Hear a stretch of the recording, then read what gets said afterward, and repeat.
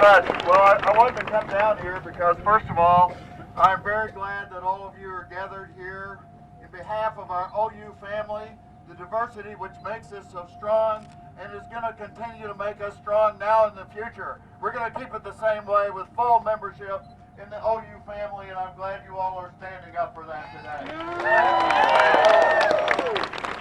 I want to just take a minute because I think this moment is so important in our history and our identity of all of us. Our international students who joined us as part of our family, our Native Americans, those that are already American citizens that are here. I want to just quote, I had to ask for it to be written down for me this morning so I could remember it. But the words at the bottom of the Statue of Liberty, which have always so symbolized what America is all about, the opportunity that we have in this country, the influence that we have. It's really a message to the rest of the world, and it's a strong message about human rights. It says at the basis of the Statue of Liberty, "Give me your tired, your poor, your huddled masses, yearning to be free. Send these, the homeless, tempest-tossed, to me, and I will lift my lamp beside the golden door." That's America. That's what we're all about, and we must keep it about that way. I'm thinking of hope.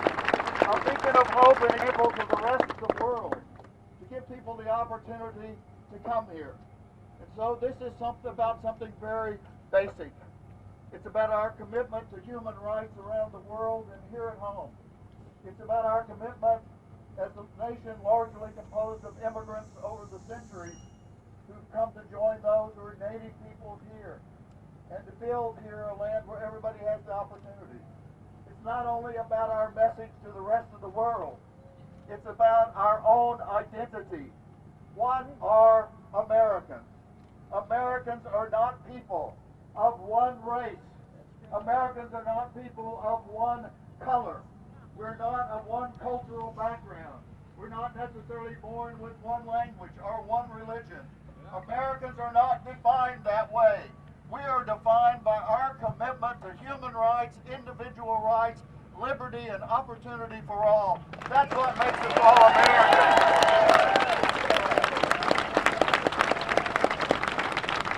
And shame on us. Shame on us if we ever let anyone change the definition of what it means to be an American and make it on the basis of tribe or make it on the basis of color or on the basis of religion. We're all Americans in the American family, and we are not going to be divided along those lines.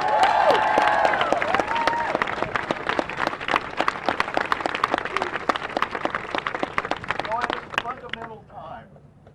It's a time we've had rallies before about issues before. This is something so fundamental. It's so basic to who we are. It's so basic to what this university is. Diversity is our strength. If we were all alike, we wouldn't broaden our horizons. We learn from each other, and we say particularly to our international students today, we're glad you're part of our family, and we'll fight for you to be part of our family forever.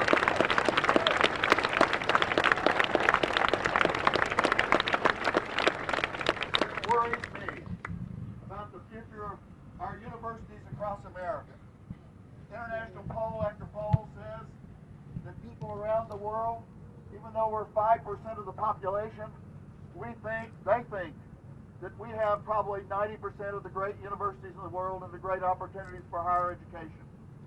That's why our international students want to come here to learn. They should always have that opportunity. It's why we want them here. It's part of what makes us all, our diversity in every way, makes us a great university. You don't learn if you stay only with people like yourselves. We learn from each other, and as we learn from each other, we build bonds of friendship that will preserve the peace and stability in the world in the long run. That's what universities are all alike, all about. And if we send out a message across the world, we don't want you here. The young people that we desperately need to come here.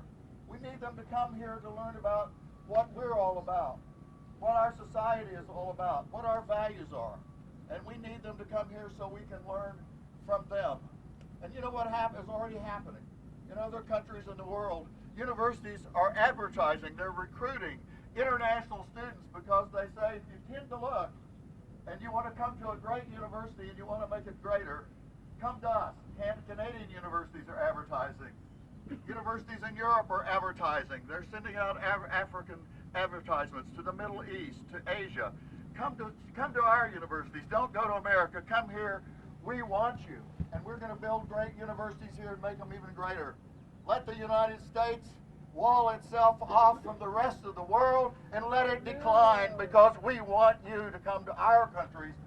We want your vitality. We want you to help build the strength of our universities. Well, we have a message for them. We're committed to the greatness of our universities here in this country, and we know if they're going to continue, they're going to continue because we say to the world, we want you to come here. We value you. We value what you do.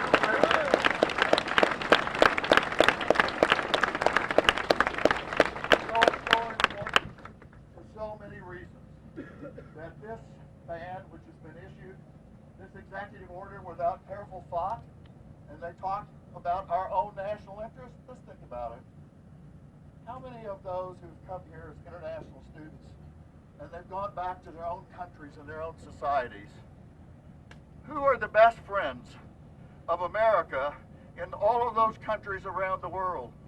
There are students from all of those countries who've come and studied in America and go home and explain America and defend our point of view and our values and our commitment to human rights. And it's not in our national interest to no longer allow those best friends of the United States to come here and be part of our community. We must reject it on all sorts of bases. We are shooting ourselves in the foot. The strength of our university, the diversity of our society, the vitality of our society, and I don't even need to go into all the members of the immigrant population have given to this country. The strength, the vitality of our economy, the strength of our commitment to human rights. Many of these causes have been led and created by those who've come as first generations to become part of our country, let alone all of those who come as our visitors, members of our family, and go back where they began. You know, our Constitution is just a piece of paper. It cannot enforce itself. In fact, Britain does not have a written constitution like ours. It has a series of traditions built up over the generations where they, by tradition, have saved and preserved freedom of religion and freedom of speech and other basic rights of humankind. So who is it? Can this piece of paper, our Constitution, can it defend itself? Can our rights on the basis of free exercise of religion and not characterizing people on the basis of race or religion or any other category, can it defend itself? It's in our Constitution. The Constitution's a piece of paper. Judges sometimes can step in, as we saw yesterday.